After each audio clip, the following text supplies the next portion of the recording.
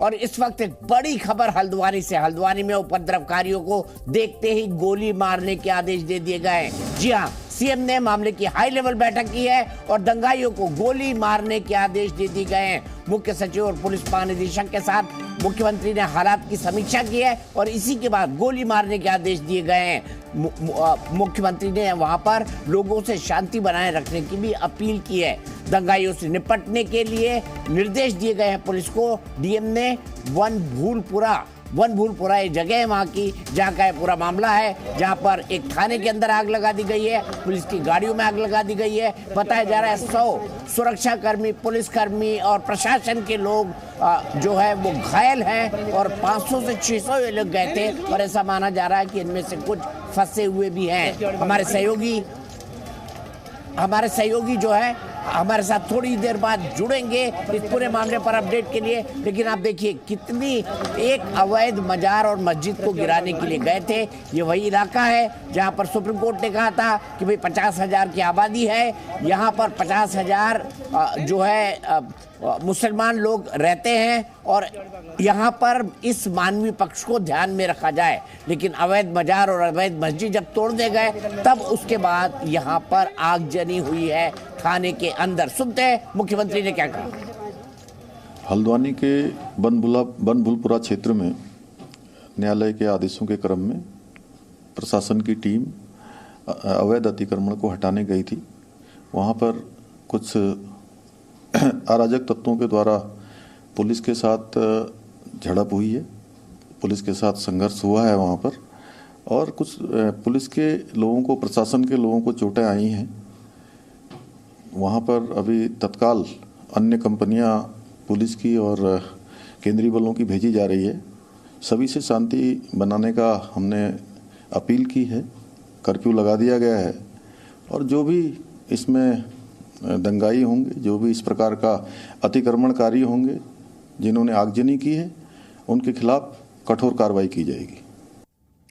तो सीधे चलते हैं मेरे सहयोगी सुरेंद्र डसीला के पास। सुरेंद्र, क्या नया अपडेट? गोली मारने के आदेश दे दिए गए हैं, कितने लोगों को वहां से रेस्क्यू किया गया है अभी तक, अंदर से क्या हालात मिल रहे हैं, कितने लोग वहां पर और अभी भी फंसे हो सकते हैं इन इलाकों के अंदर, प्रशासन और पुलिस के?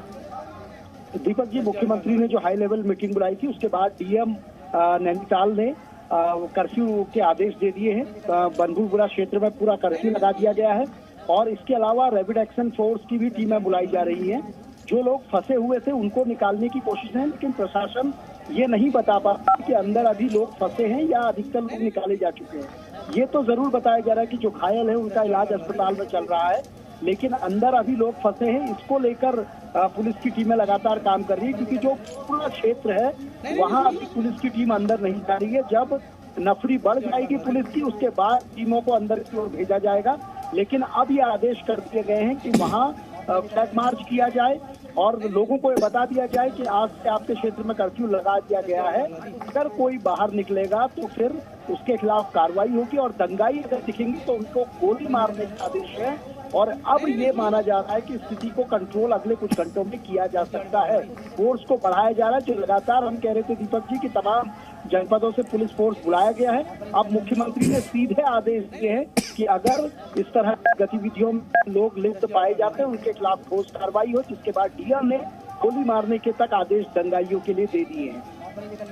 ये भी जानना चाहूंगा बात बिगड़ी कैसे, क्योंकि वहां पर अवैध मजारे और अवैध अतिक्रमण तो हटाए ही जा रहे हैं, बात किस कारण से बिगड़ गई इतनी? देखिए दीपक जी, ये जो पूरा क्षेत्र था मलिक का बगीचा, इसमें अवैध मस्जिद थी, इसमें अवैध मदरसा था, जिस पर नोटिस जारी किया गया था बाकायदा प्रशासन की ओर से। बताया गया था कि ये अवैध है, इसको हटाया जाएगा और इसके लिए बाकायदा लोगों के बीच में आपसी सहमति बनाने की भी कोशिश हुई। सारी चीजें होने के बाद ही प्रशासन ने काम किया, लेकिन ये लगता है कि ये पूरा एक बड़ा षड्यंत्र था, एक बड़ी तैयारी थी।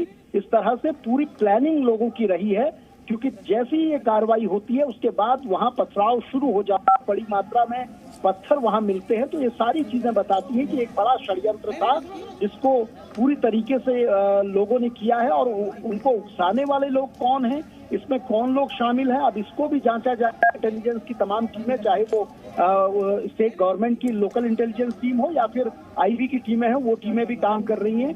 लेकिन सबसे पहले प्राथमिकता अभी प्रशासन की यह है कि वहां किसी भी तरह से अब घटनाएं ना बढ़े। मोबाइल कनेक्टिविटी, इंटरनेट कनेक्टिविटी उस क्षेत्र की काटी जा रही है, वहां अवरोध की जा रही है ताकि दुष्प्रचार ना फैले, ताकि इस घटना का एग्रेशन आपको कहीं और जगह ना देखने को मिले और दो पक्षों के बीच में तनाव ना हो। इसको कंट्रोल करने की फिलहाल कोशिश है। और वाकई आपने ठीक कहा सुरेंद्र, संयम लोग बनाए रखे, तनाव और न फैले, यही सबसे बेहतर होगा हल्द्वानी के लिए भी, राज्य के लिए भी और हमारे देश के लिए भी, कि एक आपस का सद्भाव बना रहे। इस बीच पुलिस के बड़े अधिकारी क्या कह रहे हैं, आइए एक बार सुन लेते हैं। सुरेंद्र, आप हमारे साथ बने रहिए।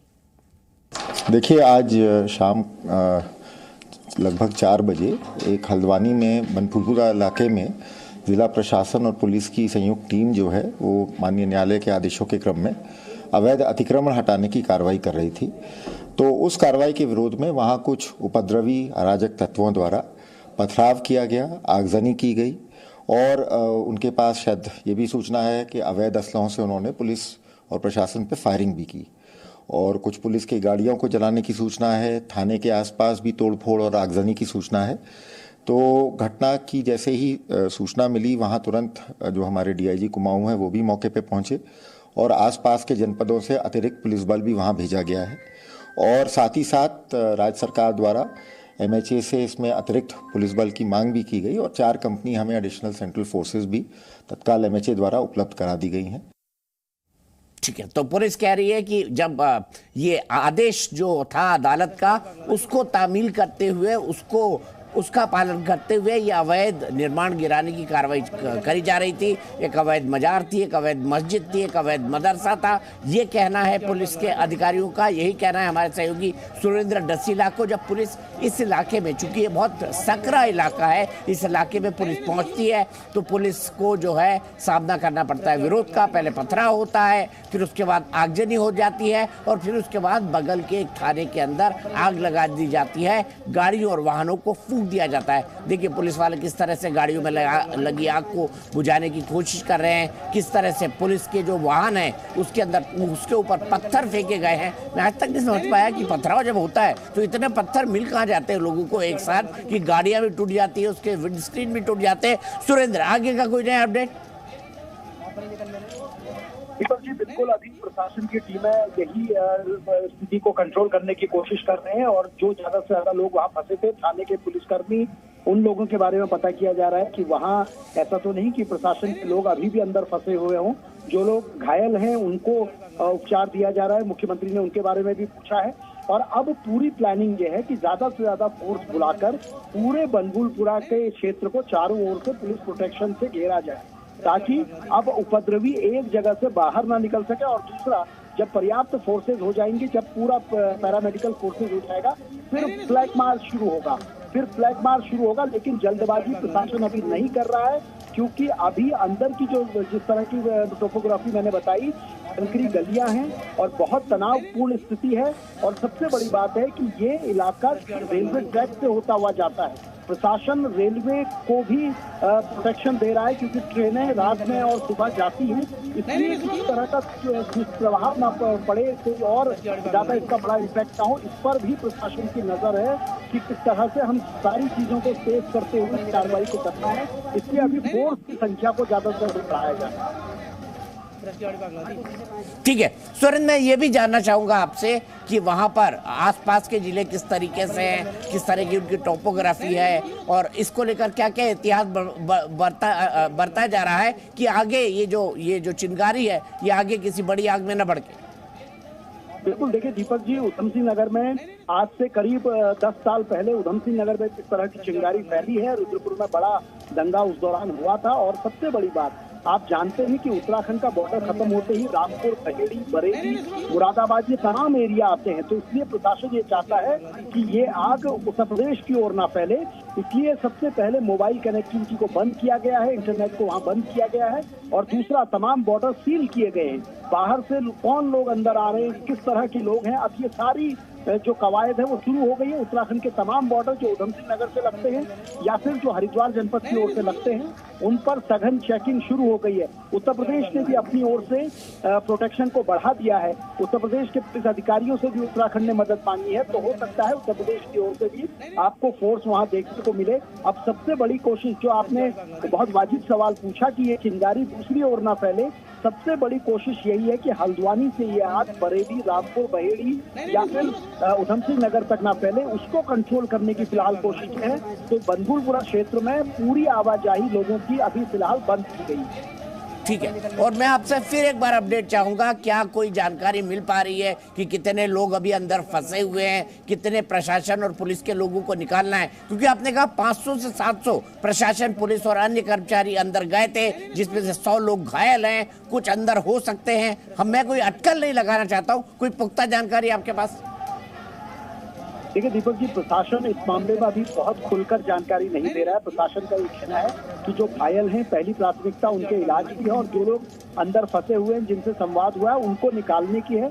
हालांकि जो आगजनी हुई थी उसको पूरी तरीके से बुझा लिया गया है। दमकल की तमाम गाड़ियां अंदर गई हुई थी, और अभी फंसे होने के मामले में प्रशासन की ओर से कोई क्लियर जानकारी नहीं आई है। लेकिन अगर आर्थिक तौर पर क्षति की बात करूं तो बहुत ज्यादा नुकसान हो चुका है। गाड़ियों का नुकसान है, थाने को आग लगाई गई थी, ट्रांसफार्मर को, आप देखिए किस हद तक लोग इस पूरे मामले में इन्वॉल्व हुए हैं कि ट्रांसफार्मर तक को लोगों ने आग लगा दी है। तो आप समझिए कि किस तरह के हालात यहाँ पर रहे होंगे। हालांकि प्रशासन ये कह रहा है कि हम अगर कोई भी कहीं शॉर्ट सर्किट चल रहे हैं, इसे बुझा दिया गया है कंप्लीटली। तो ये एक बड़ी खबर है कि वहां पर सिचुएशन को कंट्रोल करने के लिए जितनी भी आग लगी थी, आप ये लगा दीजिए प्लीज, थोड़े देर पहले की तस्वीरें ये लगा दीजिए, दोनों तस्वीरों पर थोड़े देर पहले की तस्वीरें। मोबाइल और इंटरनेट पर पाबंदी लगा दी गई है। हिंसाग्रस्त इलाके में अलर्ट पर है प्रशासन, आसपास के इलाके में ना फैले इसलिए जो है इस पर प्लीज एक स्लग लगा दीजिए। थोड़ी देर पहले की तस्वीरें, सीमावर्ती इलाकों को सील कर दिया गया है। सुरेंद्र, कितने बजे शुरू हुआ था और ये आगजनी कब बंद हो गई, कुछ बता सकते हैं आप टाइमलाइन? देखिए दीपक जी, जब ये दोपहर में ये कार्रवाई चल रही थी तो हल्की झड़प तब से ही शुरू हो गई थी, लेकिन शाम होते होते शायद ये पूरा प्लान था कि जैसे जैसे हल्का अंधेरा शुरू होगा तो ये पथराव की कार्रवाई शुरू की जाएगी ताकि विजुअलिटी की दिक्कतें आए, और यही पूरा देखने को मिला। 6 बजे के बाद धीरे धीरे इस घटना ने उग्र रूप लिया, और जैसे जैसे हल्का अंधेरा होता रहा ये घटनाएं बढ़ती रही। और देखिए कितनी प्लानिंग इन लोगों ने की होगी। मलिक के बगीचे में जहां पूरा फोर्स तैनात था वहां बड़ी घटना नहीं की गई। उसके अलावा जो थाने और थाने के आसपास की जगह थी, सबसे पहले आगजनी की शुरुआत वहां से की गई, ताकि ये लोग ये सोचते, ये इनका पूरा प्लान था कि सारा फोर्स जो है वो अवैध मदरसे और अवैध मस्जिद को हटाने में लगा हुआ है, और जिस जगह पर फोर्स कम होगा वहां से शुरुआत होगी। और ये पूरा प्लान तरीके से दिखता है। हालांकि ये पूरा जांच के बाद क्लियर होगा कि ये घटना किस तरीके से अंजाम दी गई, लेकिन जो शुरुआती जानकारी मिल रही है उसमें यही है कि ये पूरी तरीके से षड्यंत्र रचा गया है, जो शुरुआत में दिख रहा है। ठीक है, बहुत बहुत शुक्रिया सुरेंद्र। लगातार आप अपडेट लेते रहिए, हम जी न्यूज पर आपको पल पल का अपडेट देते रहेंगे। जी न्यूज।